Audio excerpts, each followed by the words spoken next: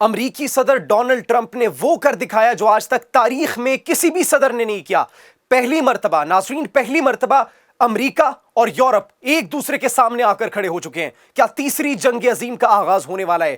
وجوہات کیا بنی؟ اس کے ساتھ ساتھ امریکہ کی گھناؤنی سازش بے نقاب ہو چکی ہے۔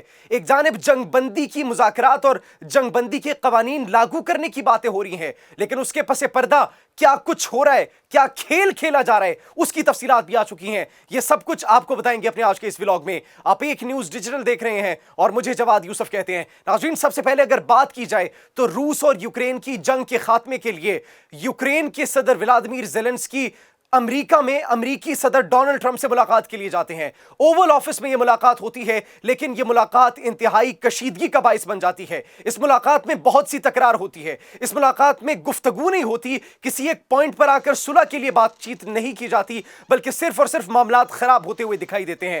بین الاقوامی میڈیا وہاں پر موجود تھا، امریکی میڈیا وہاں پر موجود تھا، اور اس ملاقات میں روس کے ساتھ جو جنگ تھی اس کے خاتمے پر بات نہیں ہوئی، بلکہ روس کے ساتھ جنگ بندی کے خاتمے کے بجائے امریکہ نے روس کا ساتھ دیا اور الٹا یوکرین کو ہی قصوروار ٹھہرا دیا۔ جس کے بعد یورپی ممالک جو ہے وہ ایک پیج پر آ چکے ہیں، یورپی ممالک یوکرین کا ساتھ دینے کے لیے تیار ہو چکے ہیں۔ ناظرین، اس ملاقات کے اندر جو اوول آفس میں ہوئی اس میں سب سے پہلے ڈونلڈ ٹرمپ یہ کہتے ہیں کہ یہ جو جنگ آپ لڑ رہے ہیں یہ صرف اور صرف ہماری حمایت کی وجہ سے لڑ رہے ہیں۔ آپ کے اندر اتنی کیپیسٹی موجود نہیں تھی، آپ کے اندر اتنی طاقت موجود نہیں تھی کہ آپ رشیا جیسے بڑے ملک سے، سپر پاور سے جنگ لڑ سکے۔ آپ نے یہ جو جنگ لڑی ہے، آپ نے ابھی تک ان کو جو ریزسٹنس دی ہے، آپ نے اگر لینڈ کے تھرو ان کو ریزسٹنس دی ہے، آپ نے فوجی طور پر اور ویپن سے اپنے جو ان کو ریزسٹنس دی ہے، تو یہ صرف اور صرف امریکی امداد کے تحت، یہ صرف اور صرف امریکی ساز و سامان کے تحت، یہ صرف اور صرف امریکی ہتھیار کے تحت۔ اگر امریکہ کی حمایت نہ ہوتی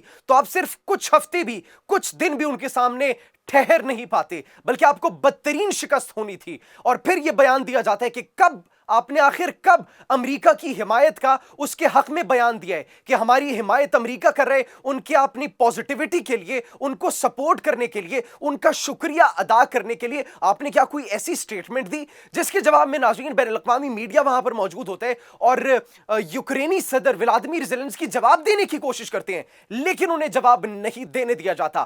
جس کے بعد وہاں کے جو نائب صدر ہے ڈی جے وینس، ان کی جانب سے بھی بیان سامنے آتا ہے کہ صرف اور صرف بے حرمتی کی گئی ہے یوکرینی صدر کی جانب سے اور یوکرین کی جانب سے۔ صرف اور صرف ہماری حمایت جو ہے ان کو تو حاصل تھی، لیکن اس حمایت کو کبھی تسلیم نہیں کیا گیا۔ ان کا رویہ ناقابل قبول ہے۔ ایک جانب یوکرینی صدر کو ناظرین بولنے نہیں دیا جا رہا تھا، تو دوسری جانب ڈونلڈ ٹرمپ ان پر الزامات عائد کرتے چلے جا رہے تھے، اور ایسا لگ رہا تھا پہلی مرتبہ تاریخ میں کہ امریکہ روس کے ساتھ کھڑا ہے۔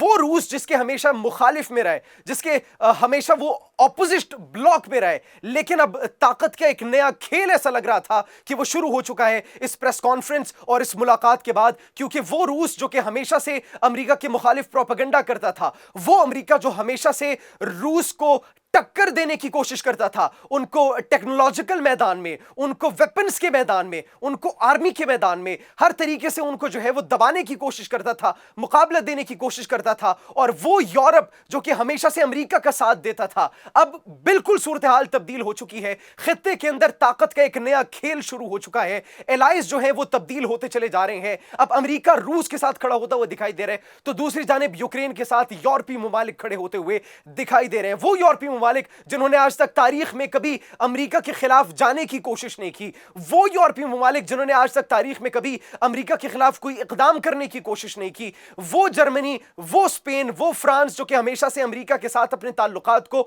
بہتر سے بہترین کرتا ہوا چلا آیا ہے، اب وہ حق میں بیان دے رہے ہیں یوکرین کے۔ اب ناظرین، صرف یہی نہیں ہوتا، بلکہ امریکی صدر کی جانب سے اور بھی بڑے بیان سامنے آتے ہیں۔ وہ پریس کانفرنس کے دوران یہ بھی کہتے ہیں کہ آپ صرف اور صرف یہ جو کام کر رہے ہیں، آپ یہ صرف اور صرف جو حرکتیں کر رہے ہیں، یہ تیسری جنگ عظیم کا باعث بنے گی۔ تیسری جنگ عظیم کی شروعات اگر ہوگی تو وہ صرف اور صرف آپ کی وجہ سے ہوگی۔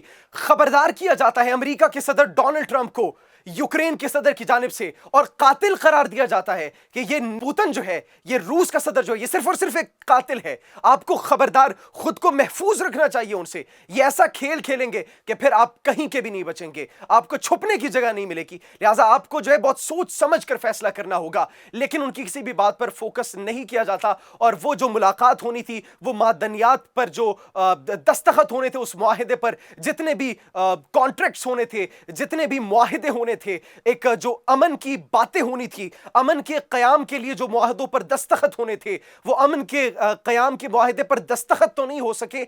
लेकिन एक ऐसी कशीदगी खड़ी हो गई है कि पूरी दुनिया इस वक्त एक ही सवाल कर रही है कि क्या तीसरी जंग अजीम इसी खित्ते से शुरू होगी या फिर हालात बेहतर हो जाएंगे। फिर रूस की जानिब से, रूस के वजारत दिफा की जानिब से उनकी स्टेटमेंट सामने आती है कि जो इल्जामात आयद किए गए हैं हम पर, हमारी फौज पर, हमारी हुकूमत पर, यूक्रेनी सदर की जानिब से, वो सरासर झूठ पर मबनी है।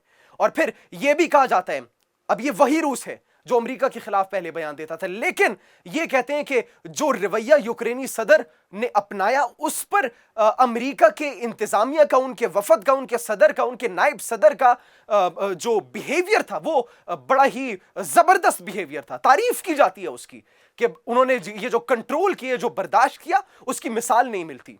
अब नाज़रीन, ये देख लीजिए, एक बहुत बड़ा सवाल है कि रूस जो है वो अमेरिका के हक में स्टेटमेंट्स दे रहा है और अमेरिका रूस के हक में स्टेटमेंट्स दे रहे हैं। तो दूसरी जानिब फ्रांस के सदर ने इस तमाम तर मुलाकात के बाद यह बयान जारी किया है कि हम यूक्रेन के साथ खड़े हैं। स्पेन की जानिब से बयान सामने आता है, जर्मनी की जानिब से भी यह बयान सामने आता है। और फिर जब इंटरव्यू दिया जाता है, बैनुल अक़वामी एक इदारा इंटरव्यू करता है यूक्रेनी सदर का, तो उस इंटरव्यू के अंदर एक बात की जाती है, ऐलान किया जाता है कि अब हम व्हाइट हाउस के अंदर कदम नहीं रखेंगे।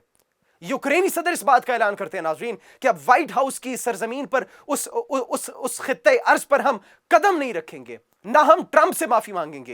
ये जो ट्रंप से माफी करने की बात की जा रही है, हम क्यों माफी मांगे?